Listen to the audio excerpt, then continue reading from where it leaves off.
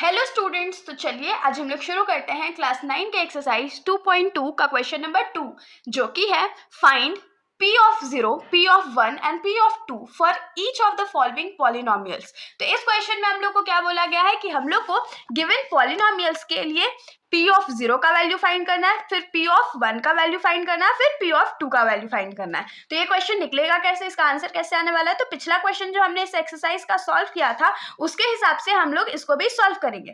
तो इसके अंदर हमारा पहला क्वेश्चन क्या है? तो p of y is equals to y square minus y plus 1। तो इसमें हम लोग को पॉलिनोमियल दिया हुआ है, सिर्फ y की जगह हम लोग वैल्यू पुट करते जाएंगे।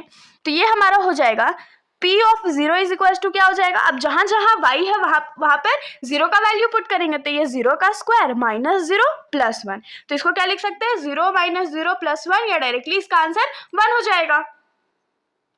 उसके बाद हम लोग आते हैं सेकेंड क्वेश्चन पे। तो p ऑफ 1 है, तो 1 का स्क्वायर माइनस 1 प्लस 1। तो माइनस 1 प्लस 1 कट चुका है और हमारे पास 1 स्क्वायर बाकी था, जिसको हम लोग 1 लिख सकते हैं।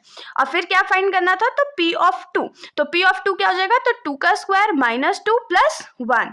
तो 2 का स्क्वायर कितना होता है? 4 माइनस 2 प्लस 1। तो 4 में से 2 जाएगा तो हमारे पास कितना बचेगा? 2, और प्लस 1 है तो ये हो जाएगा हमारा आंसर। अब हम लोग आ जाते हैं इस क्वेश्चन के सेकंड पार्ट पे।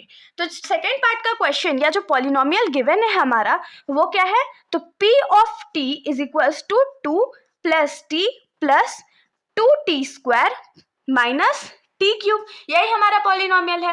तो अब हम लोग क्या करते हैं, इसके लिए p ऑफ 0 का वैल्यू पहले फाइंड करेंगे। तो p ऑफ 0 लिखेंगे, तो 2 तो हमारा कांस्टेंट है, ऐसे ही रह जाएगा, t के जगह 0 हो जाएगा, फिर 2 और ये 0 का स्क्वायर माइनस 0 का क्यूब। जहां जहां t था वहां पर हमने क्या किया? तो 0 पुट कर दिया है।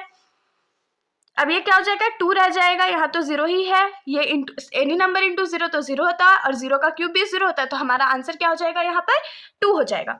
अब हम लोग फाइंड करेंगे वैल्यू p ऑफ 1 का। तो 2 तो हमारा कांस्टेंट है, t के जगह 1 लगेगा, तो 1 प्लस 2, 1 का स्क्वायर माइनस 1 का क्यूब। तो 2 प्लस 1 कितना होता है? 3 होता है, प्लस 2, 1 का स्क्वायर तो 1 ही होता है, और माइनस 1 हो जाएगा क्योंकि 1 का क्यूब क्या होता है? 1 होता है। फिर 3 प्लस 2 1 जा 2 और माइनस 1। तो 3 प्लस 2 कितना होता है? 5, माइनस 1 कितना हो जाएगा? तो 4 हो जाएगा। तो ये हमारा p ऑफ 1 का वैल्यू आ गया।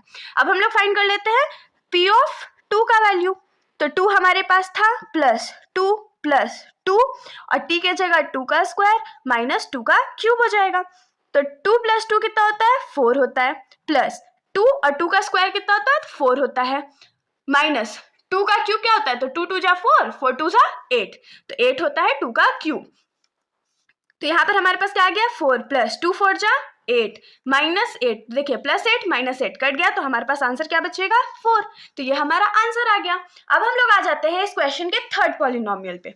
तो हमारा जो थर्ड पॉलिनोमियल है वो क्या है? तो p of x is equals to x cube. तो ये तो बड़ा सिंपल है, बस x का क्यूब कर देना, मतलब जो वैल्यू है उसका क्यूब करते जाना है। तो इसका पहला वैल्यू होगा p ऑफ 0। तो p ऑफ 0 को हम लोग क्या लिख सकते हैं? 0 का क्यूब, तो ये तो डायरेक्ट 0 हो गया। फिर p ऑफ 1, तो ये क्या हो जाएगा? 1 का क्यूब, जिसको हम लोग 1 ही लिखते हैं। और p ऑफ 2 क्या हो जाएगा? तो 2 का क्यूब, तो क्या हो जाएगा? 8 हो जाएगा। ये हमारा आंसर हो गया। अब हम लोग आ जाते हैं इस क्वेश्चन के लास्ट पार्ट पर। तो लास्ट पार्ट के लिए हमारा पॉलिनोमियल है p of x is equals to x minus 1 x plus 1। तो देखिए हम लोग इसको डायरेक्टली ही सॉल्व करेंगे, वरना इसका एक और मेथड है सॉल्व करने का, जिसको हम लोग आगे देखते हैं। तो इसके लिए p ऑफ 0 का वैल्यू क्या हो जाएगा? तो जहां जहां x है वहां वहां 0 पुट करते जाएंगे, तो 0 माइनस 1 और यहाँ 0 प्लस 1। तो हमारे पास ब्रैकेट में क्या बचेगा? माइनस 1 और यहाँ पर 1, तो माइनस 1 इंटू 1 क्या होता है? माइनस 1 होता है। फिर p ऑफ 1 के लिए हमारा वैल्यू क्या हो जाएगा? तो 1 माइनस 1 1 प्लस 1, तो इस ब्रैकेट में हमारे पास क्या बचा है? 0, और यहाँ पर 2, तो any number multiplied by 0 is 0। उसके बाद है p ऑफ 2। तो p ऑफ 2 के लिए हमारे पास क्या हो जाएगा? तो 2 माइनस 1 फिर 2 प्लस 1, तो इसको हम लोग क्या लिख सकते हैं? 1, और 2 प्लस 1 कितना होता है? 3, तो इंटू करेंगे तो ये हमारा 3 हो गया आंसर। अब देखिए इसका एक और मेथड क्या हो सकता था ना, और दे दिए। फिर p ऑफ x हमारा क्या दिया हुआ था? तो x माइनस 1 और x +1। तो इसको हम लोग थोड़ा सा क्या करते हैं, सिंप्लीफाई कर लेते हैं। तो इस x के साथ पूरा ब्रैकेट इंटू करेंगे तो x +1 हो गया, और फिर -1 के साथ x +1 फिर से मल्टीप्लाई करेंगे तो क्या हो जाएगा, x into x x² plus x one ज़ा x, -1 इंटू एक्स -x हो गया, और -1 इंटू 1 -1 हो गया, ये +x और ये -x कट गया, तो हमारे पास क्या बचा, तो x² -1। तो अब देखिए इसका वैल्यू कैसे निकलता। अब हम लोग के पास p ऑफ x का जो वैल्यू है वो कितना है, तो x² -1। तो p ऑफ 0 क्या हो जाता, तो 0 का स्क्वायर -1, तो ये क्या होता, -1 होता। फिर p ऑफ 1 हमारे पास वैल्यू क्या हो जाता, तो 1 का स्क्वायर -1, तो ये तो 0 हो जाता।